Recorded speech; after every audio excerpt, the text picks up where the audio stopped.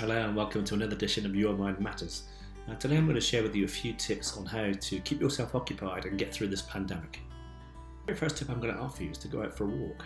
Now there are many places around this country that we can go out and walk. I prefer walking in Plymouth. I love walking on Dartmoor, where I can take in everything that God's created for me. So it could be a nice sunset, it could be a beautiful landscape or seascape, and just getting that fresh air and going out and just stomping off somewhere. It's great for the soul as well because it burns a few calories and it helps to keep you motivated through the day and through the week. So yeah, walking either by yourself or with a good friend is good. I walk with a friend and it's great to have a chat with him as well. So combining the two, if you're able to do that, it's a great thing to do. Now my second tip is all about connection, and it's about connecting with our friends, it's about connecting with nature. So as I said in the first tip about going out for a walk, it's just as easy to go out and connect with a good friend and have a good chin wag, maybe sitting down somewhere on the hoe or sitting down at your favourite beauty spot and just connecting with that friend that you may not have seen for many months. We've been in the pandemic for over a year now, so you may not have seen that person as often as you'd like to.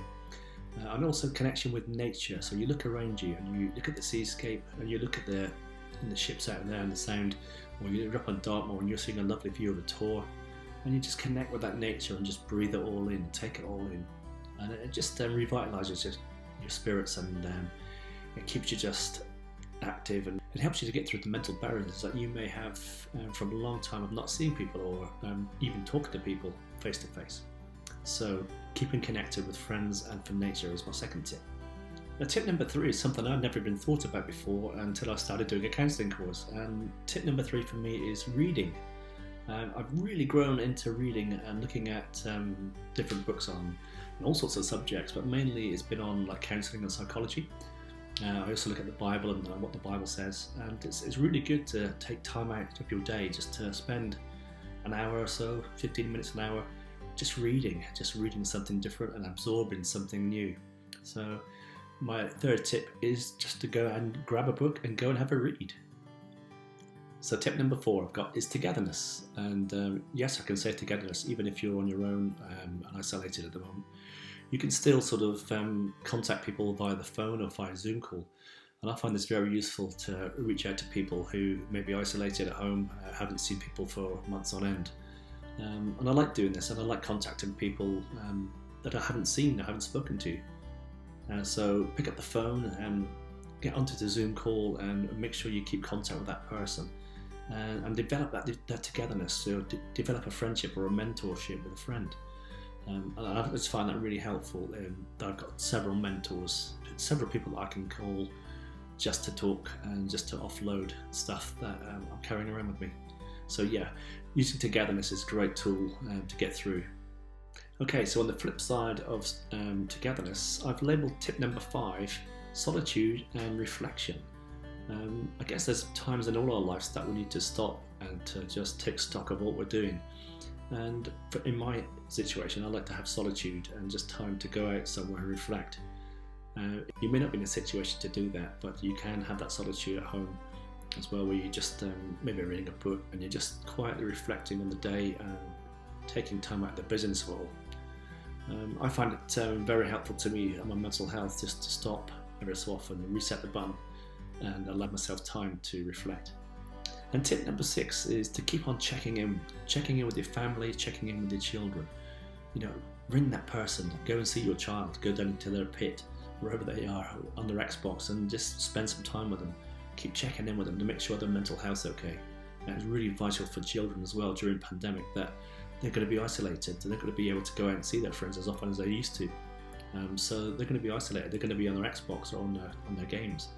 And they're going to need that contact as well from their parents as well, just to make sure that you're keeping in touch with them, that everything's going well with their mental health. It's vital. Now tip number 7 I've labelled self-reflection, because every so often we need to check in with ourselves to make sure that our mental health's good, that we're not overdoing it, we're not burning out, we're not working too hard. So we have to keep checking in with ourselves to make sure that we're on the button, that things are okay with us, and if there's something not right, then just to address it there and then, to phone that friend, to get that mentoring, and to get help, prayer and support. Tip number 8 I'm going to label writing and journaling. I don't know about you, but I like to sort of keep a track of what I've been doing down through the year. So I sort of write a little passage here and there about things that I've done, things I've experienced, moods I've been in, and just keeping a record of my sort of moods and behaviours down through the month.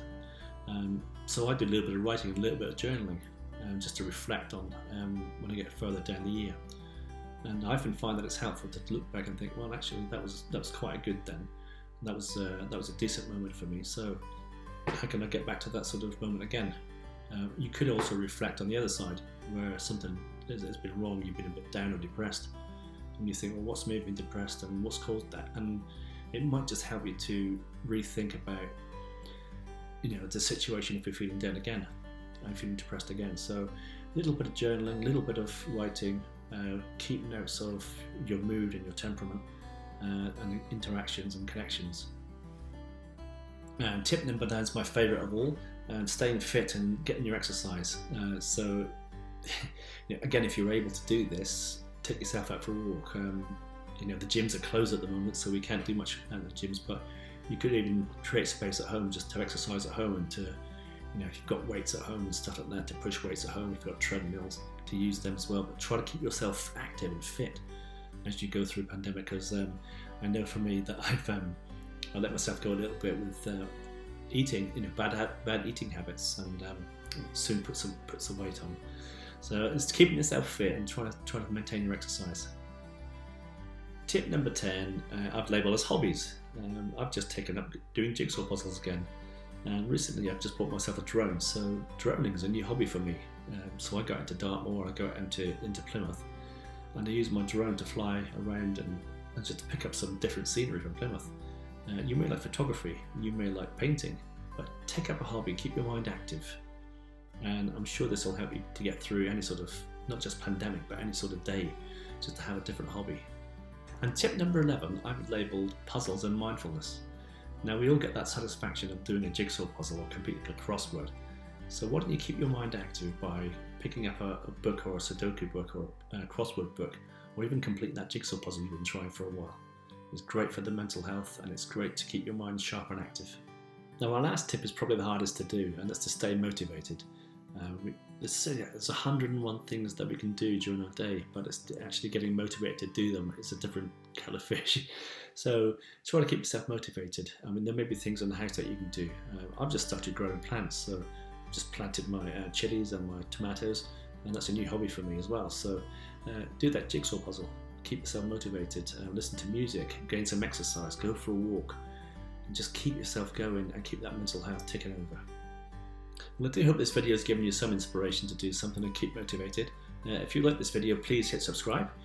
Make sure that you hit that little bell button to make sure that you get regular updates. And share this far and wide, and look forward to seeing you soon, either at church or out in the street or up on the hill or wherever. And it'd be nice to get back to some sort of normality. In the meantime, stay safe and keep your mind guarded.